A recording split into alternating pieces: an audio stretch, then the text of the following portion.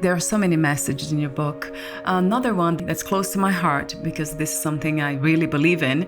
You say in your book, your love for yourself supersedes any other love, even to the people closest to you. I realized that when I was deep down, and I always call it the dark tunnel. I'm laying down on my back in the dark tunnel. I have no idea how I got here. I have no idea what's the way out. I don't see any light at the end of the tunnel. And at that very moment, and I've been through these moments, no other love supersedes your love for yourself. Because you said, I want to live. Talk to me now about something that you mentioned earlier. It might be the biggest insight. It might be. It's extremely powerful. You say, expect nothing and accept anything. So talk to me about expectations and how can we get there, accepting everything. The whole point about disappointments is a mismatch or a gap between what you expect and reality. They always taught us in management consulting schools, under promise and over deliver. Yeah.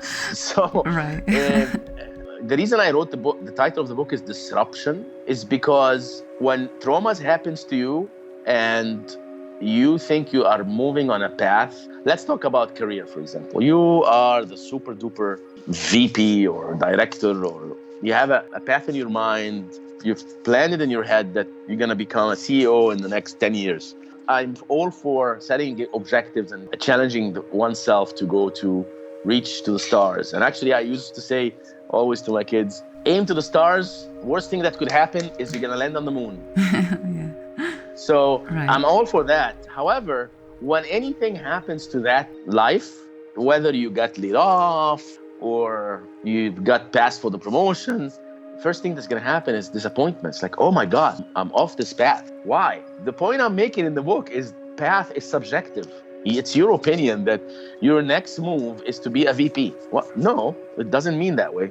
And that also applies to patients. I was giving a speech to ladies who had breast cancer the other day in a big hospital, cancer hospital. And I was talking about expectations, this very exact point. And I said, what I started to realize is some doctors I go to, and some actually family members, in an effort to try to be nice to me, they would be setting my expectations so high that when reality hits, I'm actually disappointed more than if you would have told me the pessimistic view of what could happen, or being at least realistic. I will be okay if you be a bit pessimistic. So when reality hits and it's better, I would be pleasantly surprised. I'd love to be pleasantly surprised. And unfortunately, one of my doctors, my cancer doctors, was doing this to me all the time. And I said to him, enough.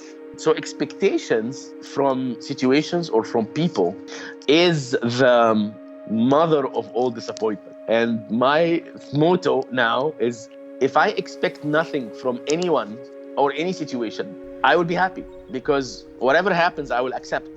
Yeah, and you use the word Zen, right? Because that brings inner peace and calm.